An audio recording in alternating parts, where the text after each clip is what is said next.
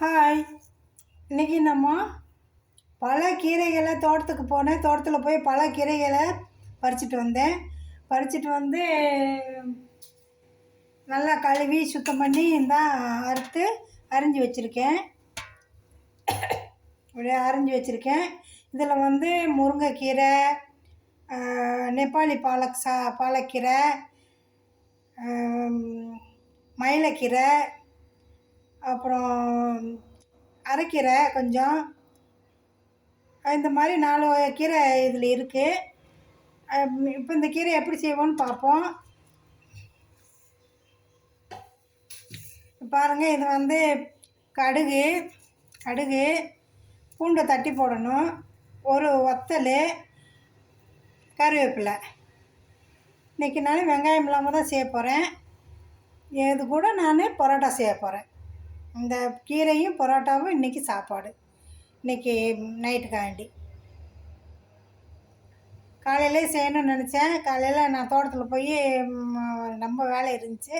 அந்த வேலையெல்லாம் முடிச்சுட்டு வரப்போ லேட் ஆகிடுச்சு. சரி இருக்கட்டும், இப்போ மத்தியானத்துக்கு முன்னாடி செஞ்சால் நான் நைட்டு சாப்பிட்டுக்கலாம் அப்படின்ட்டு வச்சுருக்கேன். செய்ய போகிறேன். பாருங்கள், இந்த வெள்ளைப்பூடு தட்டி போடணும். இப்போ வாங்க வீடியோவுக்கு போகலாம். எப்படி செய்வோம்ட்டு ஸ்டவ்வை பற்ற வைக்க போகிறேன்.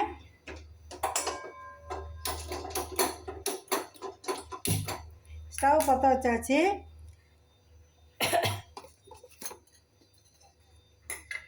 இதில் 4 ஸ்பூன் எண்ணெய் ஊற்றிக்கிறேன்.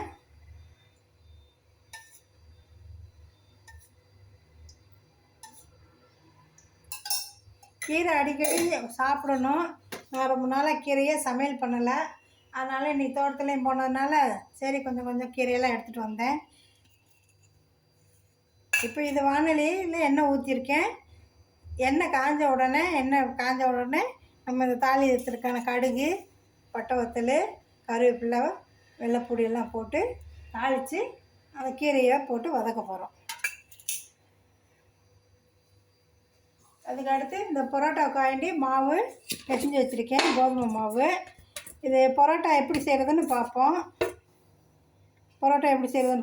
இன்றைக்கி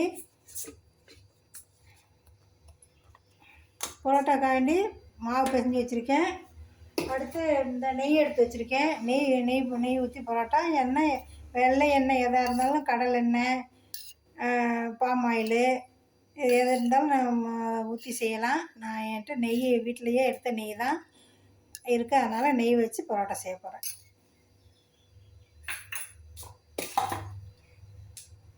எண்ணெய் காஞ்சிருச்சு. இப்போது வத்தலை கிள்ளி போடுறோம். வத்தலை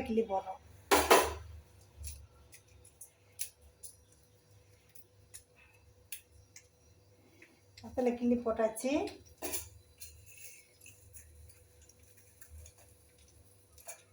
கடுகு, பூண்டை தட்டிக்கிறணும்.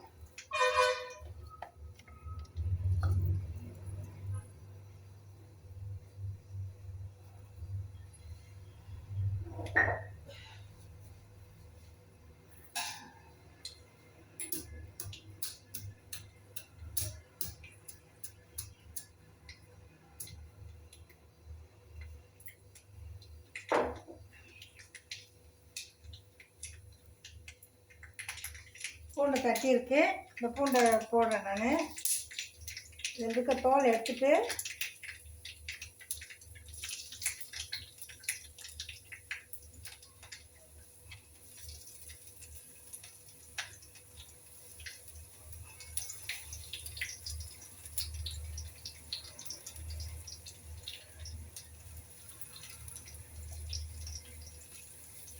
பூண்டு போட்டாச்சு. பூண்டு போட்டோன்னா ஒரு நல்ல வாடை, பூண்டோட வாடை எண்ணெயில் வதங்குறது நல்லா கம்முன்னு வாடை வந்து.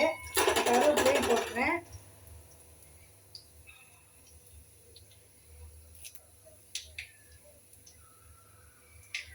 கருவேப்பிலை கடைசி தட்டி வச்சுக்கணும். நல்லா பூண்டு கருவேப்பிலை நல்ல வாசனையாக இருக்குது. இப்போ நம்ம அரிஞ்சு வச்ச கீரையை போடுறோம். நீங்கள் கீரை பொரிக்க பார்த்துருப்பீங்க, வெங்காயம் பச்சை மிளகா போட்டு வெள்ளைப்பூடு போட்டு பார்த்துருக்க மாட்டீங்க.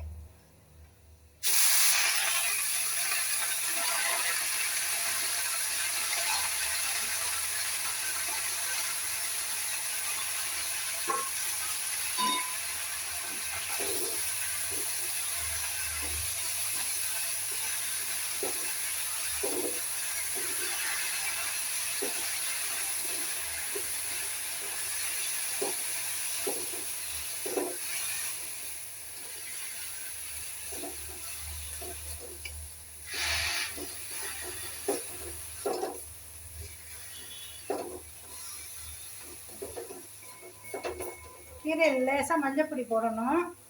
போடாமலும் செய்வாங்க, ஆனால் போட்டால் நல்லது, கிருமி நாசினி. அதுக்காக கொஞ்சம் கீரை கீழே மண்ணில் இருக்கும், அதனால் கொஞ்சம் கிருமி நாசினி போடணும்.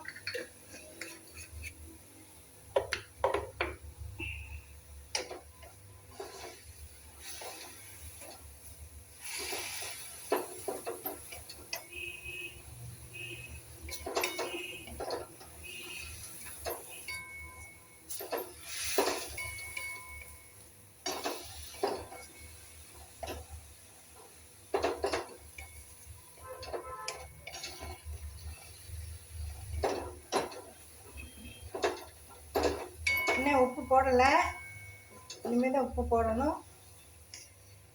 பாருங்கள், உப்பு முதல்ல போட்டால் நிறைய ஆயிரும். அதுக்காக வேண்டி ஒரு வதங்கின பின்னாடி அதோட அளவு சரியாக கரெக்டாக இருக்கும்.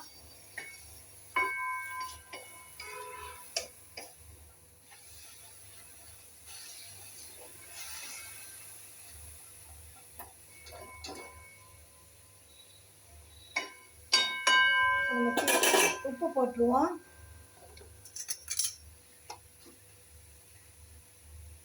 கீரைக்கு எப்பவும் குறைய உப்பு தான் போடணும். பாருங்கள், அவ்வளோதான்.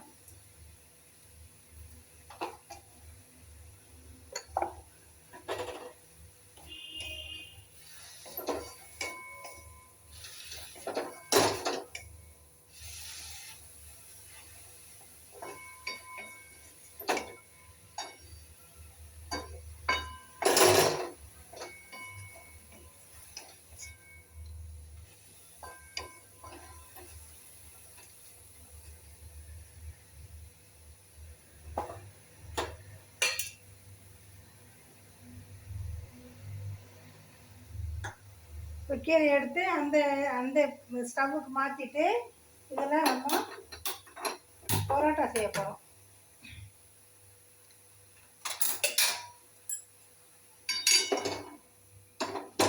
மாற்றியாச்சு.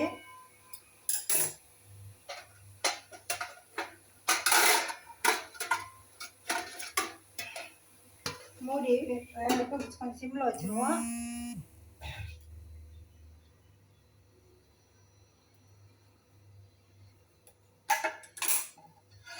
பரோட்டாக்காண்டி இந்த அடுப்பில் தவா வச்சுருக்கேன் நான். இந்த தவா ரொட்டிக்குன்னே ஸ்பெஷலாக இந்த ரொட்டிக்குன்னு சின்ன தவாவாக இருக்குது.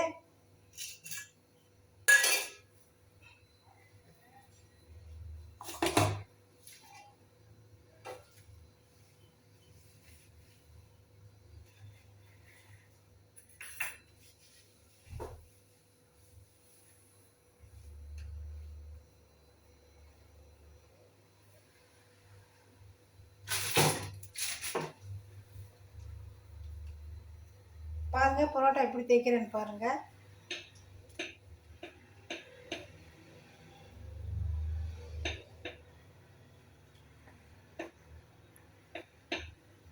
பரோட்டா தேய்க்க போகிறேன் பாருங்கள்.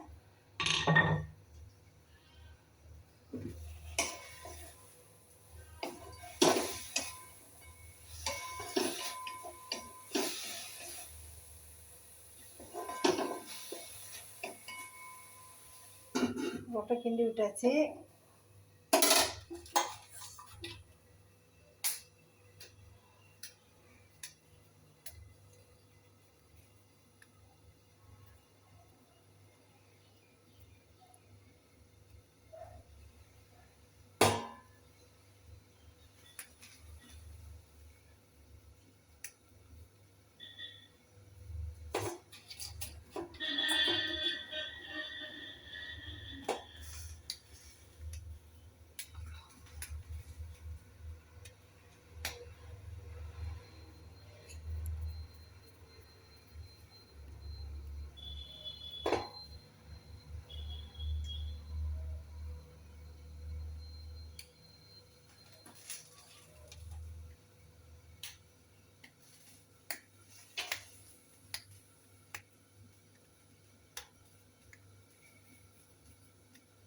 நல்லா இந்த மாதிரி உருண்டை செஞ்சுக்கிட்டு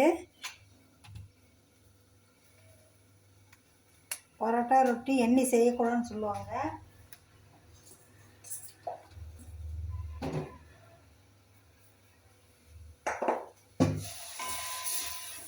கீரை ஆல்மோஸ்ட் ஆயிடுச்சு.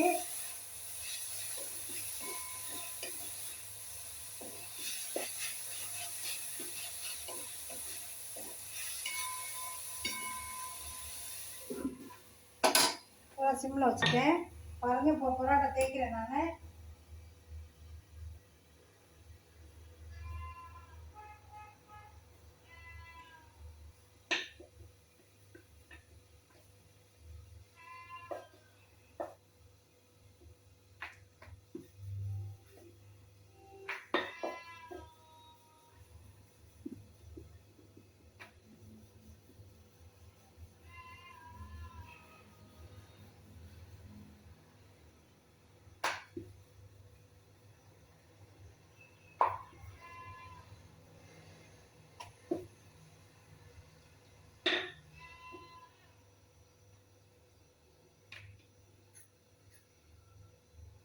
நெய் தேய்க்கிறேன். நல்லா நெய்யை தேய்ச்சிட்டு பாருங்கள் நான் எப்படி மடிக்கிறேன்னு பாருங்கள்.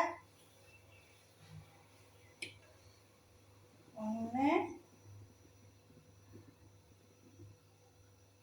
2 திரும்ப நெய் தேய்ச்சிட்டு ஸ்கொயராக இதை மடிக்கணும். இந்த மாதிரி பாருங்கள், இந்த மாதிரி ஸ்கொயராக இருக்கணும்.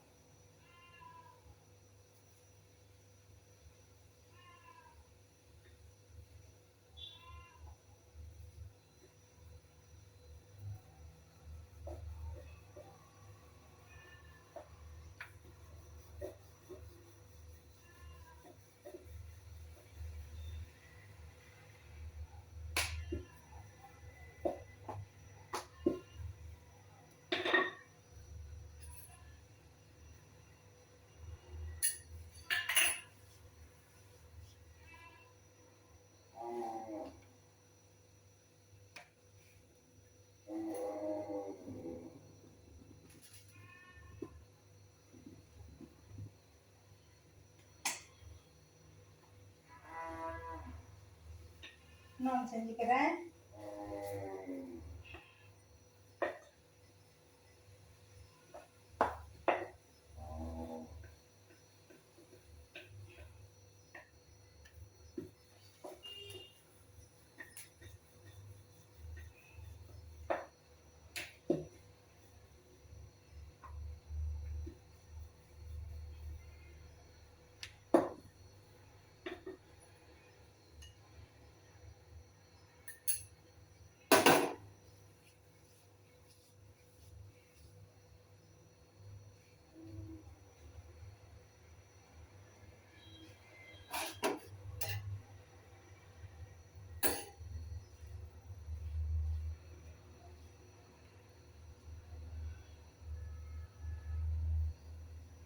அவ்வளோதான், தேய்ச்சி ரெடி பண்ணிக்கிட்டேன். இப்போ பாருங்கள், இந்த தேய்ச்சி பரோட்டாவாக தேய்ச்சி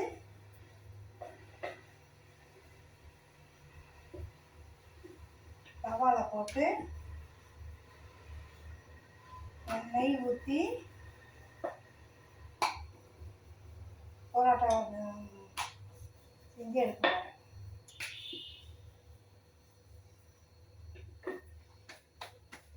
பாருங்கள்,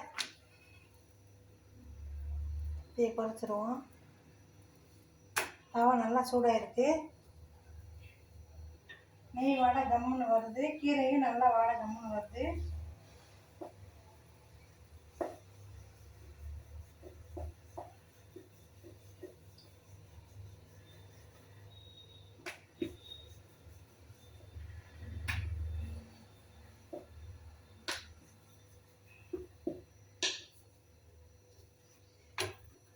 பாருங்கள், இதில் நெய் ஊற்றுறேன். ஒரு வேண்டி நெய் ஊற்றுறேன். கீரையை பார்ப்போம். கீரை பாருங்கள் ஆயிடுச்சு. கீரையை இப்போ நம்ம சர்விங் பவுலில் எடுத்துக்கிடுவோம். ஆஃப் பண்ணிவிட்டு கீரையோட ஸ்டவ் ஆஃப் பண்ணிட்டேன்.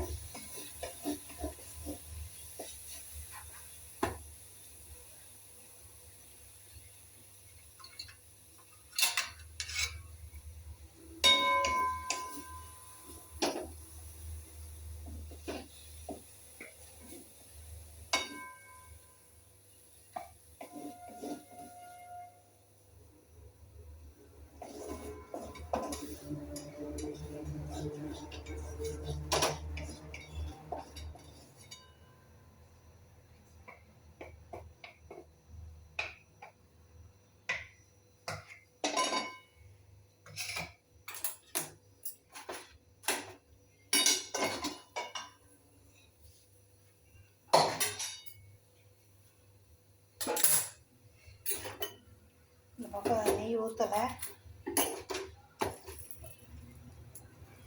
பாருங்கள். கீரை பாருங்கள், கீரை நல்லா சூப்பராக இருக்குது. பல கீரை போட்டிருக்குல்ல.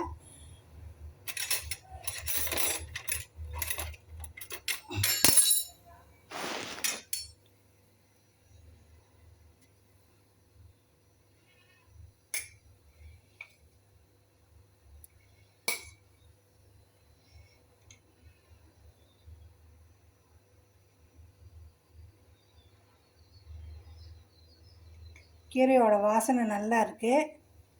பரோட்டா செஞ்சுக்கிடுவோம்.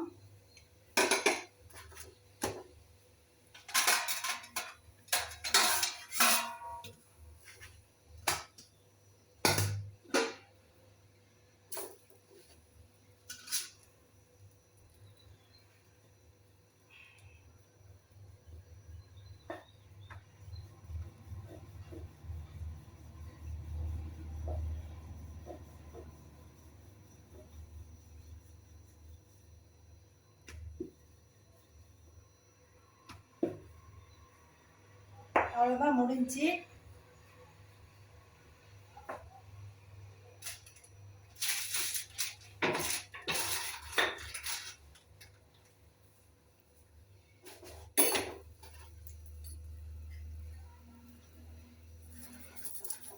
நெய் இருக்கிறதுனால நான் நெய் வச்சு செய்கிறேன்.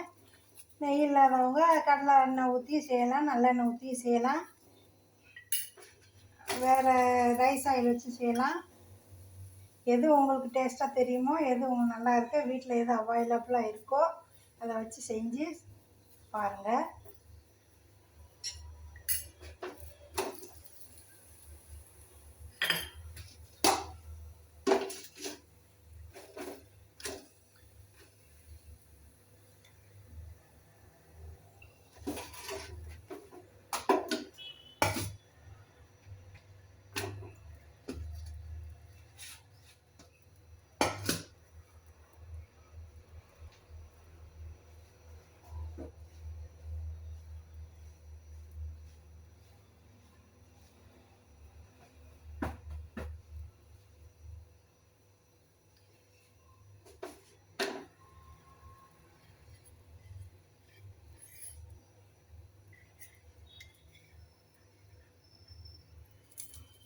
எப்போவுமே நெய்யோ எண்ணெய் ஊற்றினா இந்த மாதிரி மூளைக்கு தான் ஊற்றணும்.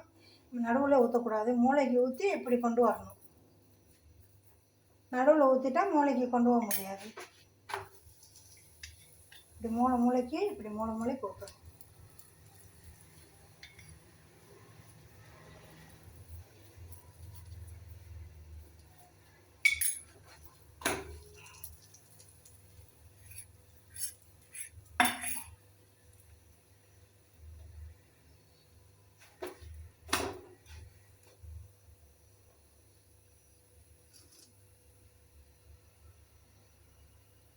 ஆயிடுச்சு, பரோட்டா ஆயிடுச்சு, கீரையும் ஆயிடுச்சு, பரோட்டாவும் ஆயிடுச்சு. எப்படி சர்வ் பண்ணுறது பாருங்கள்.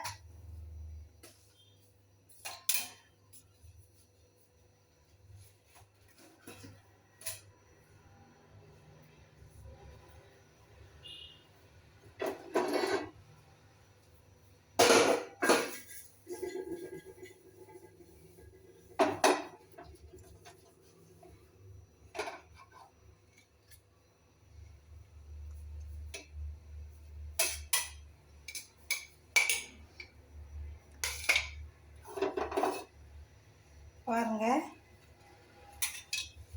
பரோட்டாவை லேயர் லேயராக பரோட்டா இந்த மாதிரி லேயர் லேயராக இருக்கும். இந்த பாருங்கள், இப்படி லேயர் லேயராக இருக்கணும் பரோட்டா. ஒன்று,